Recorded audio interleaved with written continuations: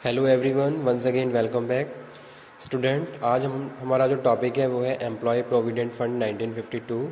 हमने अपने previous video lecture से इस एक्ट को स्टार्ट किया था, जिसमें हमने इसकी इंट्रोडक्शन की बात करी थी। तो आज हम बात करेंगे एप्लीकेशन, अबाउट कंट्रीब्यूशन। ये सारे टॉपिक इस वीडियो लेक्चर में हम कवर करने वाले हैं, जैसे कि भाई क्या इसका इंट्रोडक्शन है, क्या एप्लीकेशन है, ठीक है। और उसके बाद हम डिस्कस करेंगे एलिजिबिलिटी एंड एंटाइटलमेंट, और उसके बाद कैलकुलेशन, ठीक है। तो ये सारे टॉपिक हम अपने आज के ही वीडियो लेक्चर में कवर अप करेंगे। एग्ज़ाम के पॉइंट ऑफ व्यू से employ provident fund act 1952 most important है, और इसके बहुत सारे टॉपिक्स एग्ज़ाम में हमें देखने को मिलते हैं। अगर हम अपने लास्ट ईयर के क्वेश्चन पेपर को एनालिसिस करें तो बहुत सारे क्वेश्चन आपको इस एक्ट से मिल जाएंगे, ठीक है।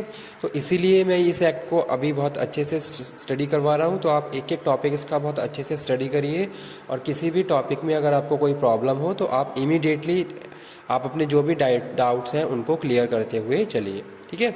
तो स्टार्ट करते हैं। द एम्प्लॉयज़ प्रोविडेंट फंड, यहाँ पे मैं लिख देता हूँ the employees provident fund 1952। Introduction. Employee Provident Fund has came into force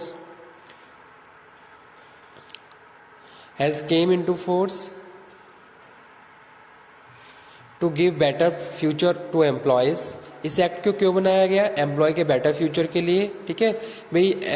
एक तरीके से क्या है, सोशल सिक्योरिटी है, इंश्योरेंस फैसिलिटी है जो वर्कर्स को दी जा रही है, किसके? एम्प्लॉय के द्वारा, या जो भी गवर्नमेंट है उन्होंने क्या करा, एक एक्ट बनाया जिसमें वो क्या कर रहे हैं, आफ्टर द रिटायरमेंट और डेथ, इन सब केसेस में वर्कर्स को फैसिलिटेट करने के लिए इस एक्ट की शुरुआत की गई।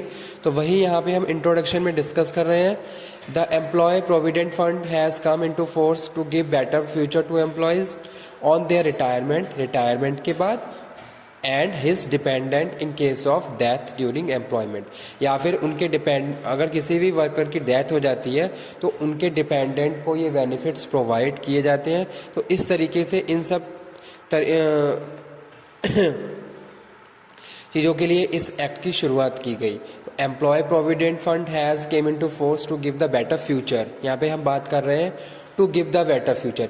एक तरीके से क्या है कि आपके अकाउंट में क्या है, एम्प्लॉय जो भी एम्प्लॉयर है जहाँ पे हम जॉब कर रहे हैं, एम्प्लॉयर क्या कर रहा है, आपके अकाउंट में क्या कर रहा है, पैसे जमा कर रहा है। एक तरीके से अगर हम सिंपल बताएं कि भाई वो क्या है, उसके द्वारा प्लस आपकी सैलरी में इसका कुछ पार्ट आपके पीएफ अकाउंट में जमा किया जाता है, जिसकी जो फैसिलिटी, जो भी पैसा जमा हो रहा है वो आपको यहाँ जो केस लिखे हुए हैं ऑन द देयर रिटायरमेंट, या फिर कोई भी इस तरीके का केस फाइंड आउट किया जाता है कि डेथ हो गई तो उनके डिपेंडेंट को वो सारी अमाउंट दिया जाता है।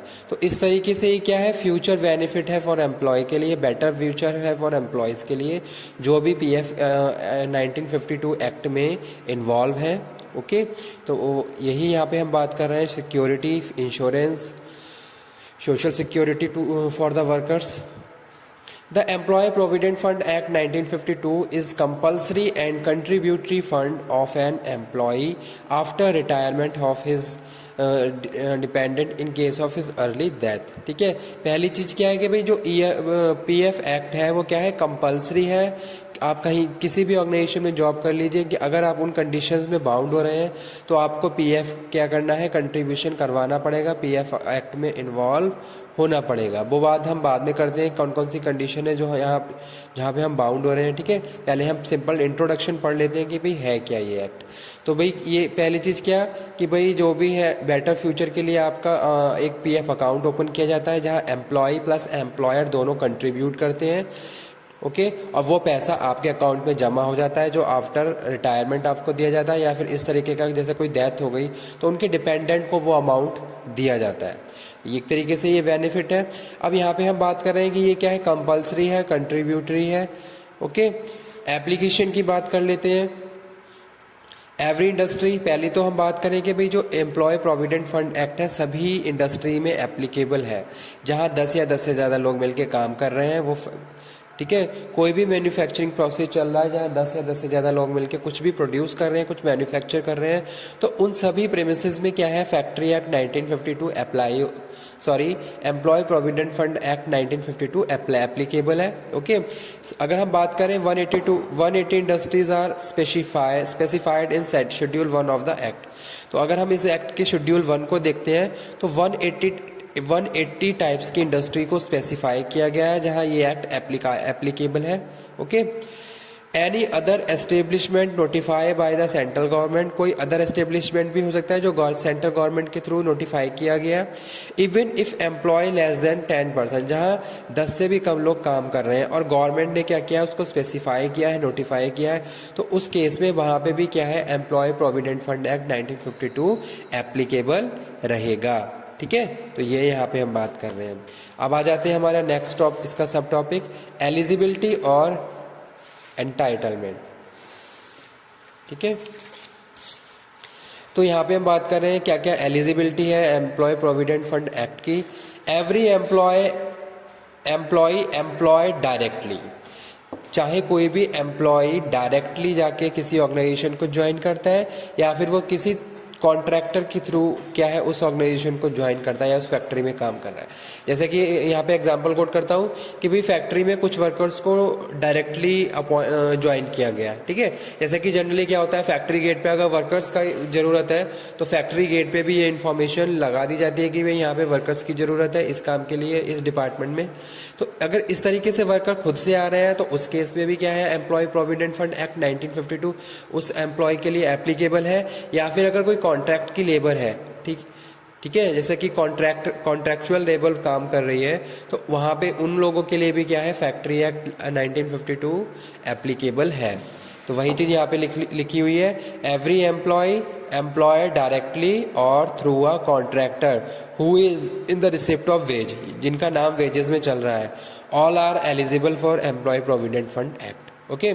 To become a member of fund except, कौन कौन यहाँ पे छोड़े गए हैं, कैजुअल वर्कर्स, जो वर्कर कैजुअल हैं उनके लिए ये एक्ट एप्लीकेबल नहीं है या वो बाउंड नहीं है इस एक्ट में, और लेबर और अप्रेंटिस अंडर अप्रेंटिस एक्ट, जो अप्रेंटिस होते हैं या फिर जो कैजुअल वर्कर्स हैं उन लोगों के लिए ये एक्ट एप्लीकेबल नहीं है, उन लोगों को इस एक्ट में बाउंड नहीं किया जाता है।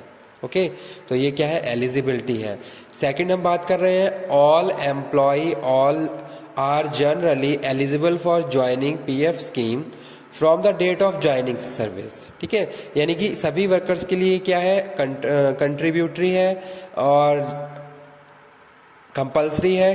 कब से, जिस डेट से उसने ऑर्गेनाइजेशन को ज्वाइन कर दिया है, तो तभी से क्या है ये एक्ट यहाँ वहाँ उसके लिए एप्लीकेबल हो जाता है।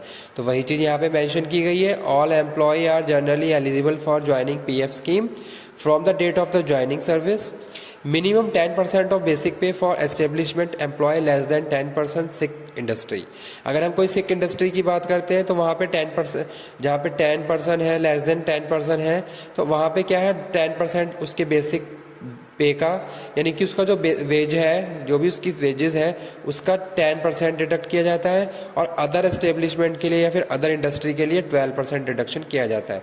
जैसे कि किसी की सैलरी 10,000 है तो उसकी 10 बेसिक पे बना के क्या होगा, 10,000 का 12% उसके पीएफ अकाउंट में जमा किया जाता है। ओके। तो यानी कि यहाँ पे बेसिक पे की बात करते हैं। Member can contribute voluntary more than statutorily. ठीक है। तो मेंबर क्या कर सकते हैं, वॉलेंटरी भी क्या करें, इसके लिए कंट्रीब्यूशन कर सकते हैं, तो ये भी यहाँ पे एप्लीकेबल है। उसके बाद नेक्स्ट यहाँ पे हम बात करने जा रहे हैं क्या है, एम्प्लॉय प्रोविडेंट फंड में कैलकुलेशन। अब कैलकुलेशन क्या का क्या प्रोसीजर है एम्प्लॉय प्रोविडेंट फंड का, ये भी देख लीजिए। 12% contribution by employ is directly transfer to his PF account. ठीक है। अब यहाँ पे हम किसकी बात कर रहे हैं, एम्प्लॉय की बात कर रहे हैं। अगर कोई एम्प्लॉय काम कर रहा है तो उसकी सैलरी का, उसके वेजेस में से क्या होगा, उसका जो बेसिक पे है, यानी कि जो एम्प्लॉय है इसका 12% डायरेक्ट उसके पीएफ अकाउंट में जमा किया जाता है, directly to PF account. Okay. यानी कि उसके पीएफ अकाउंट में क्या है, डायरेक्टली जमा किया जा रहा है उसकी वेजेस में से। और अगर हम बात करते हैं एम्प्लॉयर की, तो स्टूडेंट और देख लीजिए यहाँ पे तो हमने एम्प्लॉय की बात करी, यहाँ पे हम एम्प्लॉयर की बात कर रहे हैं। एम्प्लॉय जो काम कर रहा है, एम्प्लॉयर जो काम दे रहा है, यानी कि जिसकी ऑर्गेनाइजेशन में हम काम कर रहे हैं, तो वो हमारा क्या है, एम्प्लॉयर है। तो एम्प्लॉयर भी क्या करता है, 12% कंट्रीब्यूशन करता है पीएफ अकाउंट के लिए, ठीक है। यानी कि 12% वो खुद उसके ऊपर, यानी कि एक तरीके से कंपनी के ऊपर क्या है, कॉस्ट चार्ज हो रही है। सीटीसी की अगर बात करें तो वहाँ पे ये सब चीज़ें ऐड भी करी जाती हैं, पीएफ और, ठीक है। तो यहाँ पे हम बात कर रहे हैं एम्प्लॉयर की कंट्रीब्यूशन की। तो एम्प्लॉयर भी क्या करेगा, 12% कंट्रीब्यूशन करेगा, जितना कि उसकी जो भी उसका वेज है उसके हिसाब से। और उसमें से भी जो 8.12% का जो 8.33% है, ये उसके 2 टाइप्स के अकाउंट बनते हैं, एक तो पेंशन, दूसरा पीएफ। यानी कि जो 8.33% है वो उसके पेंशन में जाएगा, और 3.67 है वो उसके पीएफ अकाउंट में जाएगा। तो ये जो कंट्रीब्यूशन है ये किसके, एम्प्लॉयर के द्वारा किया जाता है। और वही चीज़ मैंने स्टार्टिंग में आपको बताई कि आपका आफ्टर रिटायरमेंट या फिर कोई डेथ का केस निकल आता है, तब वो सारी चीज़ें उन्हें दी जाती हैं एज अ बेनिफिट, ठीक है। तो यही यहाँ पे हम बात कर रहे हैं, 12% calculated by the employer, out of which 8.33% is credit to employ pension scheme fund account, और 3.67 of their PF account, okay. और जो वर्कर है, वर्कर्स का जो 12% है, ये पूरा 12% उसके पीएफ अकाउंट में जमा किया जाता है, ओके। तो ये चीज़ आप क्लियर कर लीजिए यहाँ पे। उसके बाद है 1.10% administration charges on total wages are payable by the employer. यानी कि जो एडमिनिस्ट्रेशन चार्जेस है वो एम्प्लॉयर के द्वारा पे किए जाते हैं 1.10%। 0.50% EDLI calculated on the EDLI slab. तो 0.50% employ deposit link insurance, full form मैंने आपको कल भी बताई थी और आज दोबारा फिर मैंने आपको बता दी है। EDLI की फुल फॉर्म है एम्प्लॉय डिपॉजिट लिंक इंश्योरेंस। यानी कि 0.50% क्या है, कैलकुलेशन करके उसके इंश्योरेंस के पार्ट में भी क्या है, कंट्रीब्यूट किया जा रहा है। तो वो चीज़ यहाँ पे लिखी है। जहाँ पे जो स्लैब है वो 65,000 वेजेस के हिसाब से इसको कैलकुलेट किया जाता है, and payable to employees, okay.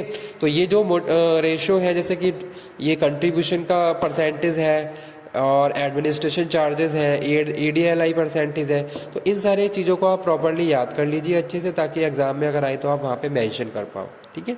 तो आज का हमारा टॉपिक यही था, एम्प्लॉय प्रोविडेंट फंड 1952, जिसमें हमने बात करी introduction, applicability, eligibility and entitlement और calculation. Thank you very much आज के टॉपिक के लिए।